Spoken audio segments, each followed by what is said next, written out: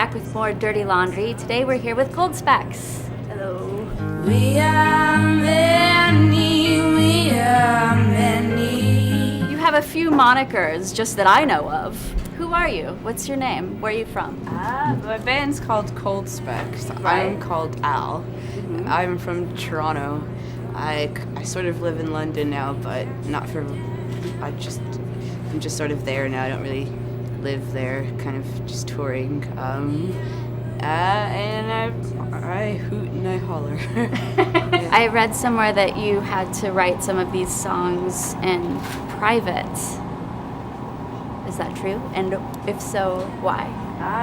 I just have a big family, 7 kids, 2 parents, and we lived in a 3-bedroom, sometimes a 3-bedroom apartment, and then we moved around a lot, but it was always 3 bedrooms.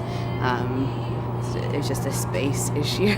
Yeah. So I needed to find my own space, and the walk-in closet in the room I shared with my sister is usually it. Speaking of bad journalism, what is your response to being called the Black Adele? I've never been called that. You've never heard that before? I've heard it before. Speaking of enemy. I think it's ridiculous, but I mean, I won't get into that. It's Pretty fucking ridiculous. It's ridiculous. I got nothing against her. It's just it's very different, and if you listen to the record, it's different. It's so totally different. Yeah. She's a cool gal, I think. I've heard good stuff. Good. She's a cool gal apparently, and I don't have anything against her music. It's just that mine doesn't sound anything like it, and it's a shame when female singers all get bunched into the same category. Yeah. Mostly like by shitty journalists who happen to be males as well. It's really frustrating sometimes, but I try not to dwell on it and just do what I do and hope people enjoy it.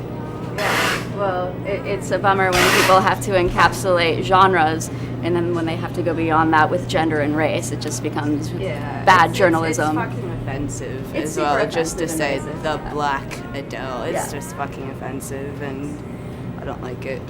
I really worship Tom Waits and Oh, yeah. Bill Callahan. I was a big Strokes fan as a child, as a teenager, not too long ago. James Carr is a soul singer from Memphis. I did this hit at the dark end of the street and really worship him and his voice. Lots of stuff. On the flip flop of that, what are some of your guilty pleasures? Do you have any of those? Yeah. Cheryl Cole, Britney,